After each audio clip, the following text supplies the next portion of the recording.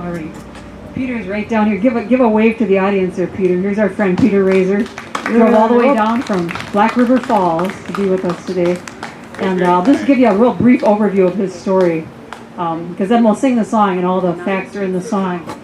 He grew up in the orphanage in Owatonna, Minnesota. And being Native American, it was a very abusive upbringing, very rough back in the 30s and 40s when things were not so good. During a time of the genocide of the Native American culture, you know. He was a victim of that, and he was abandoned as a little baby.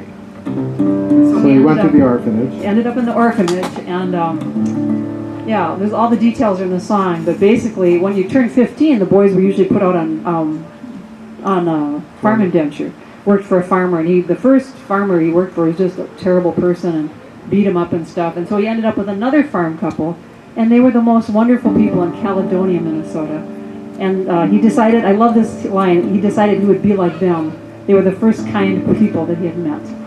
And so he turned out to be this wonderful person. It could have gone either way. He could have turned out mean or nice, and he turned out nice. So we like him. So this is called Where the North Wind Blows.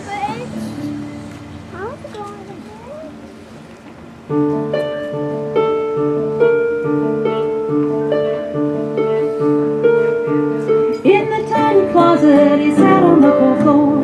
He heard the other kids play through a vent low on the door. Long hours in the darkness, he said to his chest, "Dear Miss Fonts had let him out.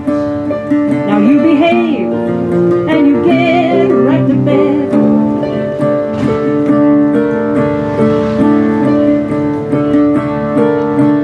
Peter was abandoned in 1929. A boarding house in St. Paul found a baby left behind. They sent this little Native American baby to Owatonna, an orphanage. It was called the State School.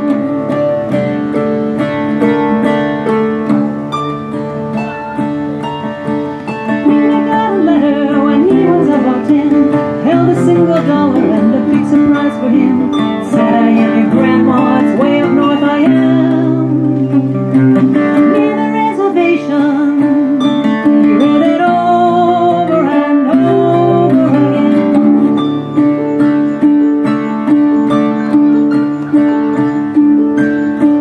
Two more letters came in and 2 more dollar bills, but it came to a quick end, never heard from her again.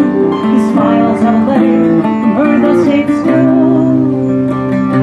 "I'd like to raise my grandson," but they said no, and Peter never knew.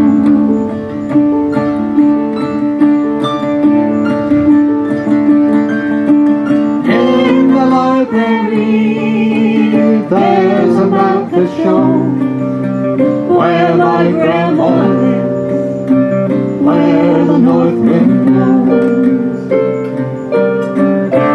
When the lights were put out, you must leave your bed. But Peter was so thirsty, he ran for a drink instead. He heard Miss Munson's footsteps, he doubled up in bed.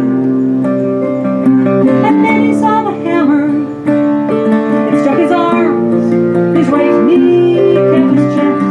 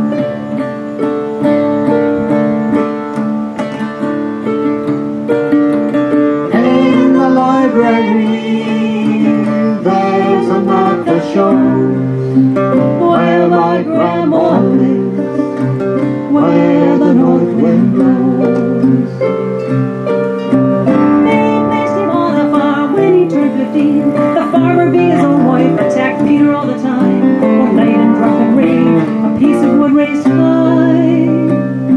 He hit Peter in the head, and he was knocked out cold by the woodpile.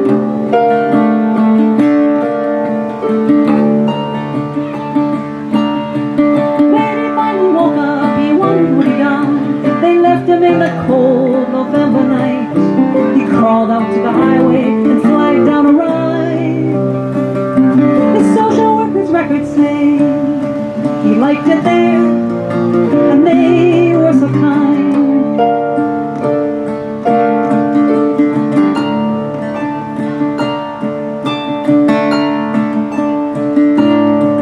When he was recovered, he went to the cook's farm. The couple spoke so softly that why are they so warm? It was a new beginning, could have gone either way. He chose to be like them, so kind and thoughtful, it was just the way.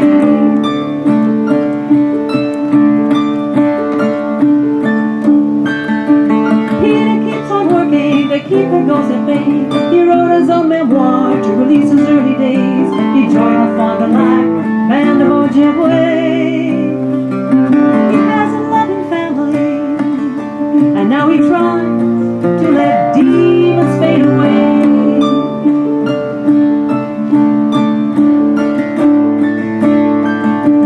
In the library, there's a map that shows where my grandmother lives, where the Northland goes.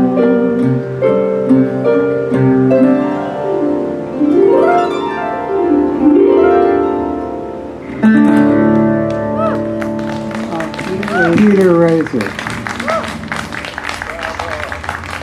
Thank you. In 2002, Peter wrote a book about his experiences, about his life, and it won the Minnesota Book Award that year. And he didn't really talk about all his experiences for many years until his kids started asking about it. And now he's written 3 young adult books on young historical fiction. I need to get closer to the mic, is that what you're saying? Okay. And anyway, I have some cards here if you want to get they're going to be published, in the fall or the winter maybe? Late winter they'll be published, and they're coming out of the University of Michigan Press. So if anybody wants more information about that, I have some of these cards up here. And make sure and pick up a copy of his book. Yeah, it's on, you can get it at the Orphanage Museum in Owatonna, or it's on Amazon too, isn't it? Or it's somewhere online, yeah.